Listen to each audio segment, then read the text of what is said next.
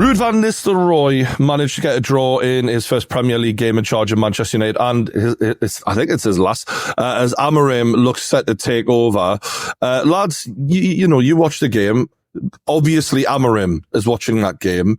What is he making of the squad of Manchester United and just a general play? Because obviously I said it was a boring game, but Man United didn't get hammered for a change. They didn't lose.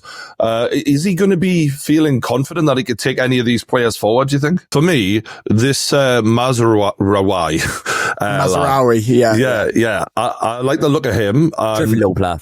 Given that you've got your three at the back and fullbacks bombing on, he can benefit from this. And I think what we've seen with England when at times when we use three at the back, like if you haven't got the fastest defenders like De Ligt, Harry Maguire, and that little idiot Martinez who, fuck knows what goes through his head sometimes, it actually may put them in a better set of stability as a team and make them harder to beat. If there's one thing that Erik ten Hag did, and I'm so grateful for this, let me tell you, has he made Manchester United the easiest team to beat in the Premier League. Like when they lost, but they shipped goals after goals after goals. So I do think that this is going to steady the ship a little bit, as long as the instructions are clear, because I don't think some of this lot are that smart. I'm interested to see what he does going forward, though, because when I looked at that game, a lot of criticism was given to Garnacho. Now, I understand he had a fucking stinker of a game, but he is 20 years old. And if there's anyone in that squad in the last couple of years who's shown a bit of like real talent at times, he is one of them. And they have got they've got some young players who might be good or might not be good. It's really hard to tell because they've been coached so terribly. Are there any players, I personally would shout Ahmad as my main one, who I'd say he might be all right. But are there any players in terms of going forward, lads, from the midfield to the attack, who you'd look at and go, this is someone who's been critically underused, critically used in the wrong way, who might start to shine under this new manager? I think they're all in trouble. I think they're all in trouble. If you look at the shape he wants to play, if you look at what those forwards have done, mate, Xerxes yesterday getting the ball through. Come on, he's a meme. How is he 23 running that slow? What's he for? What does he do? Striker that doesn't score goals. How fucking clever is that? I think they're all in trouble. The fact that you're picking out Ahmad as the one.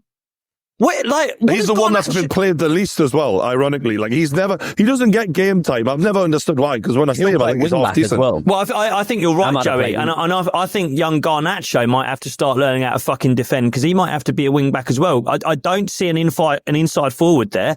I don't see Garnacho being one of those inside forwards that plays close to the 9. I don't know if Rashford's one of those players. Højlund, he works hard. He gets about the pitch. I think Agate and Kobe Mainu, from some of the little formations that I've been looking at, that he's gone with the most and the highest percentage of how it's gone in these games with the heat maps and whatnot. Agate and Kobe Mainu will be players that probably benefit from the system quite well. Yeah. Depending on how he utilises him, a player that could suffer a lot under him is Bruno. Yeah, I've heard people talking about that, but I don't think it will happen. The connection. Did you see there was an interview that Bruno did recently where I've never seen the guy so happy in his entire life. Usually he's a miserable bastard. But honestly, watching him talk about Amorim and all the work he's done at Sporting, he goes, "Oh yes, I've watched a lot of Sporting and I like it a lot." And you go, "Oh wow, okay." Bruno actually thinks he's going to be playing quite a lot. So I thought that Bruno was one of the players that would suffer. But if you think about it, I almost sort of liken Amorim's sort of philosophy to a bit of Tuchel's at Chelsea. And the way that Tuchel did it was he had two out and out wing backs bombing really high. They were the width, they were the wingers, almost like your Conte sort of effect as well. Yeah. And then behind the striker, you've got two number 10s really. Exactly. So if we're talking about players that are going to suffer, I do think it's the wingers that are going to suffer under Man United, because they don't need that width in the same way in the attacking third. And I think players like a Bruno, I think players like a Xerxes as well, because he's a 9.5 as well. I think he'll potentially be in there. And the last player that I will mention that we need to discuss is a certain player that did excel in a Thomas Tuchel formation, just playing behind a striker, played in Champions League finals, was one of our better players, Mason Mount. Okay, so just on what you were saying there, because you mentioned quite a few players. Bruno Fernandes, for me, obviously the talent is there, and like in years gone by, I think that there's a steady decline we're witnessing in Bruno right now, but he's shown, in the occasional season, he was a top player at one point, but that form is long gone, and I feel like his defensive frailties in that position in the modern era, where your attacking midfielders aren't just there to fucking do what they want, right? You have to also do the dirty work. And he really lacks so much of the modern game, in my opinion. So I'd be surprised if Man United can ever be successful with a captain like Bruno Fernandes in the team. I see that being a temporary situation. And on the wings, Garnacho, I'm open-minded about because he's shown talent, but that kid's head really needs a wobble. I seen Casemiro screaming at him in that game. I thought, fair fucks, you're the elder statesman. You should be giving it to the young lad. And maybe Mason Mount can revive. I mean, let's be real. His career's dying a death by the second. It's on life support.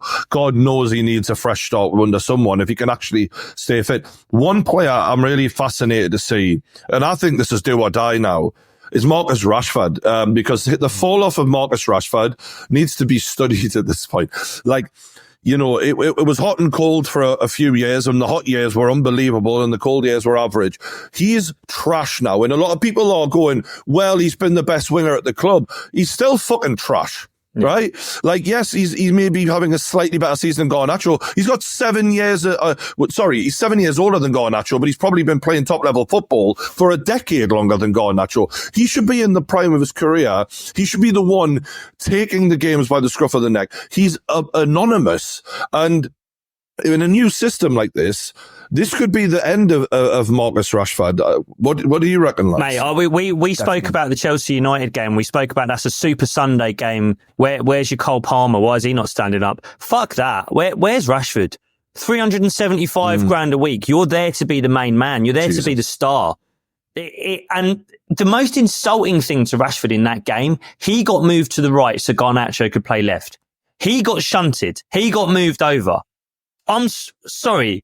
And that's from Ruud van Nistelrooy. That's from someone who's watched him on that training ground for a long time. That's from someone who knows what attackers at Man United should be doing. You get moved.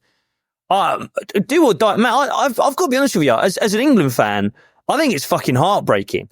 I think it's so sad. That is a kid that could have been anything. Talk about natural gifts. The way he kicks a football, the way he strikes a ball.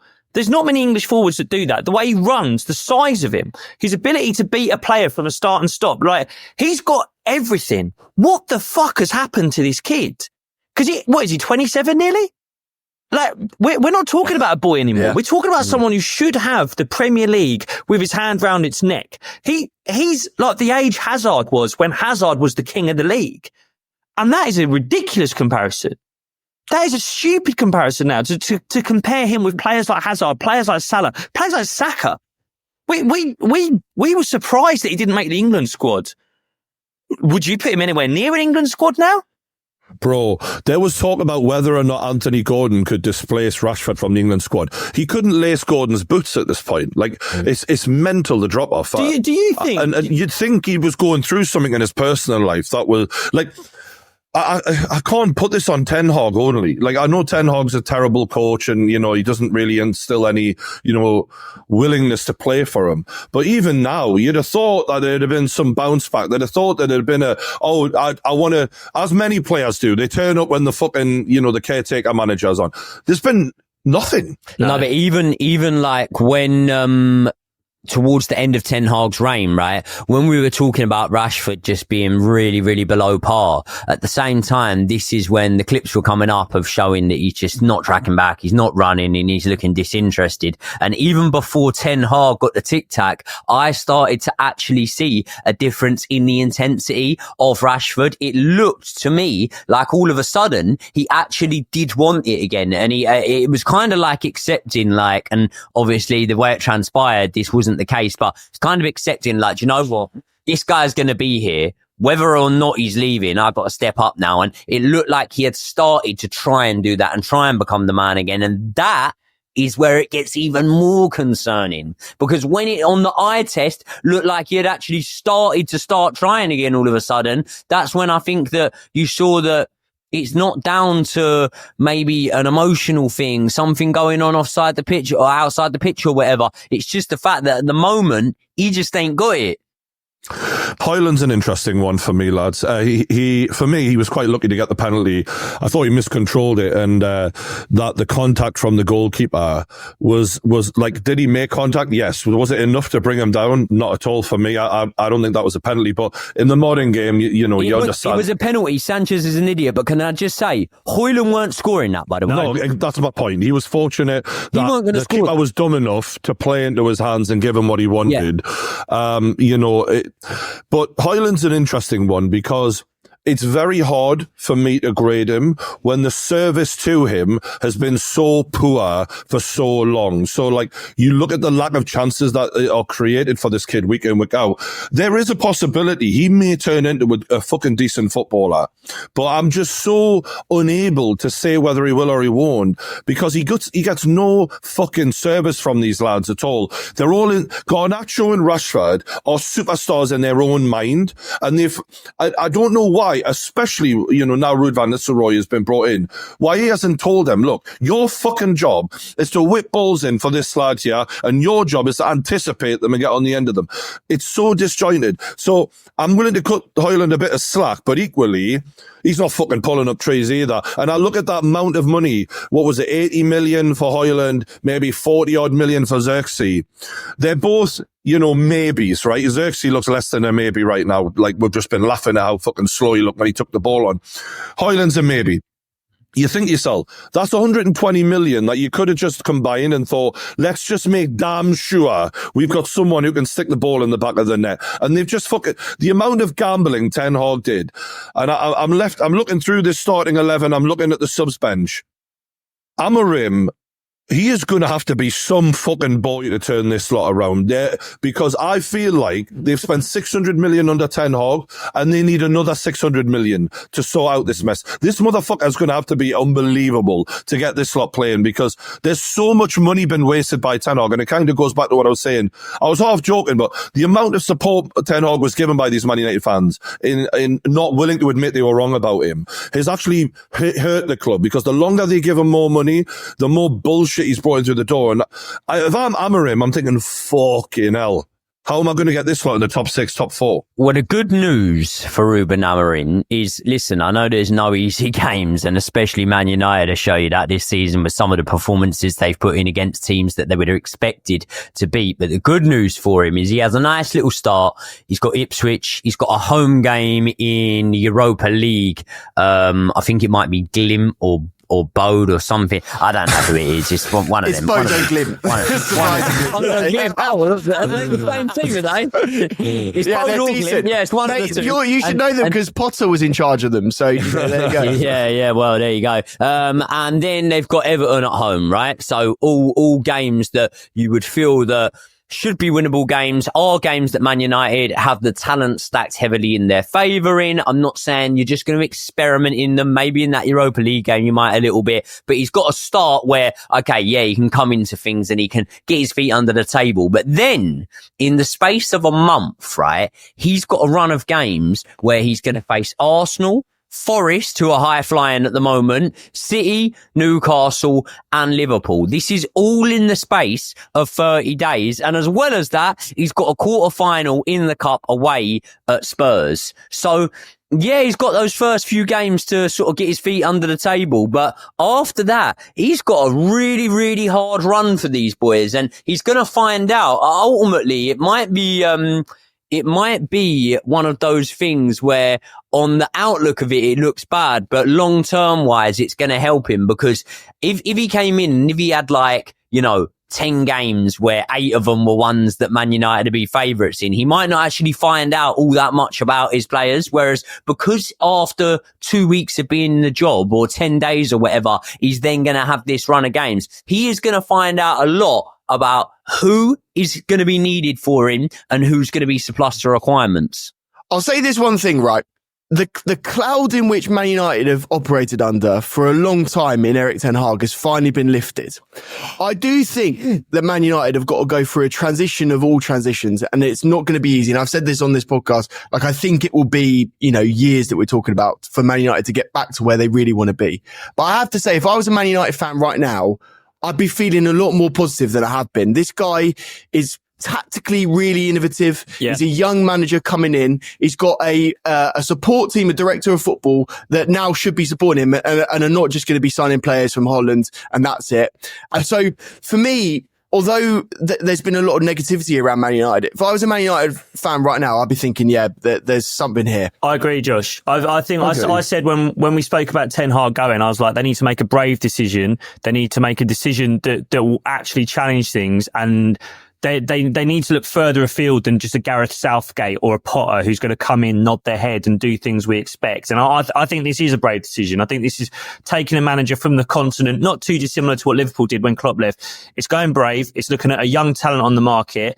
What they're going to have to do now is back him properly in the window, because the bravest thing they've done is gone, right, all these Dutch lads who've come in, all these Ten Hag players, they're in trouble now, because as we've said, it's 3-4-3, and that is very different demands. I don't know if they've got natural wing backs. I don't know if they've got forwards who suit this Amorim system. And what we do know is they've got a lot of players on very big contracts who might not suit that system and who aren't going to be easy to shift. And that's going to be the next step. You've got your manager now. You know how he wants to play football.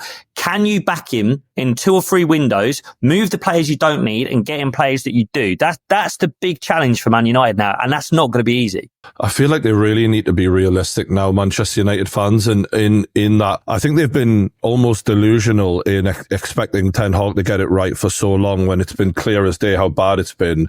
But now it's time to get really real, because when this manager comes in, the length of time it's going to take him to even just get his message into the players, and these footballers aren't his players, you kind of have to accept that this season is done.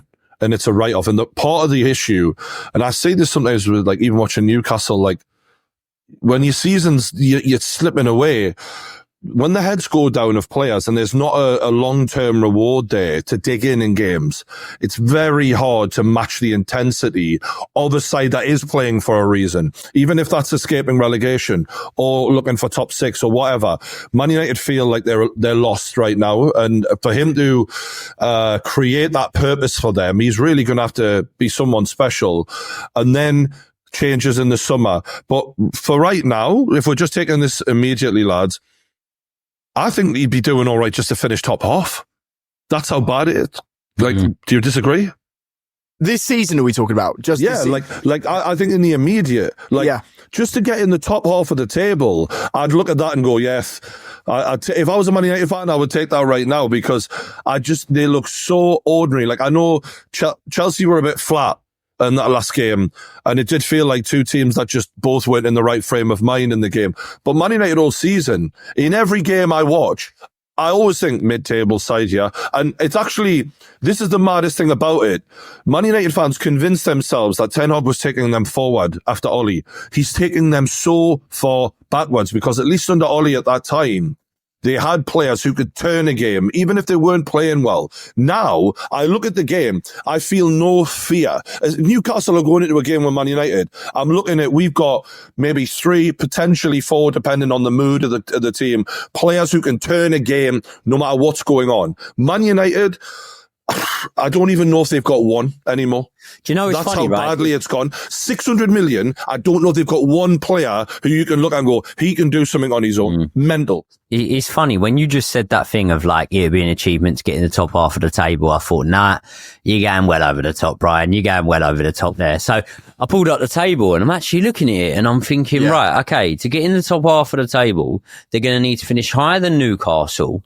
They're going to need to finish higher than Bournemouth. Now, that's one that you would go, okay, well, they should possible, in Bournemouth. But at the same time, Bournemouth have just beaten a couple of big teams, right? Brighton. Now, the thing with Brighton is they're outscoring teams. Brighton are conceding goals. So, again, you look at that and, okay, possible. Spurs, I don't think Man United are going to come anywhere near finishing above Spurs. They're definitely not going to come anywhere near finishing above Aston Villa. And then you go Arsenal, Chelsea, Nottingham Forest are the ones that you're like, okay, they could fall off. off. So there's definitely that opportunity. But when you look at that and you look at the amount of teams that potentially, look, Rúben Amorim comes in, all of a sudden things change straight away. He goes to that 3 at the back and he has a Conte moment all of a sudden and the team completely transforms.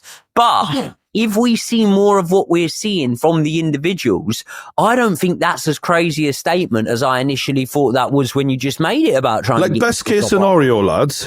What we 8th, 9th? Like that's best case. You know what I mean? Like, and that's what I'm saying. Joey's best case is a terrible finish. Joey's mentioned good teams. To finish above Brighton, 50 quid bet now. Are you betting on United to finish above Brighton? No.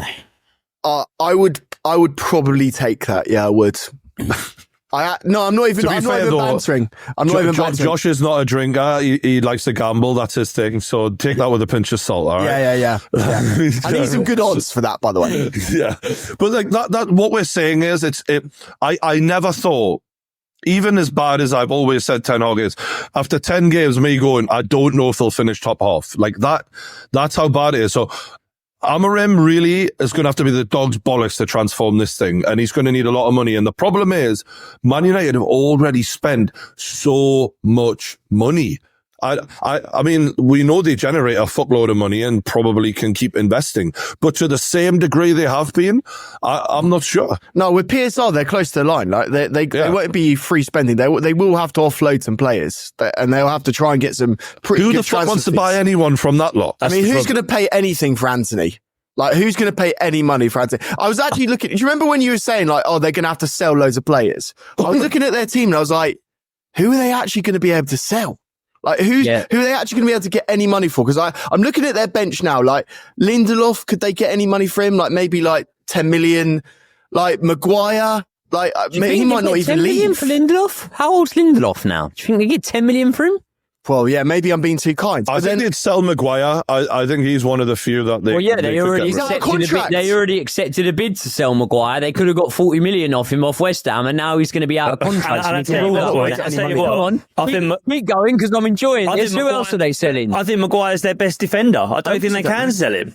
I think Maguire probably suits the system old Amorim's going to play. I have a lot of Man United friends that are saying that Maguire is going to be starting in the Amorim team as a left centre back. He's actually improved over the years. That's the funny thing. I'll give him that. He has actually got a little bit better.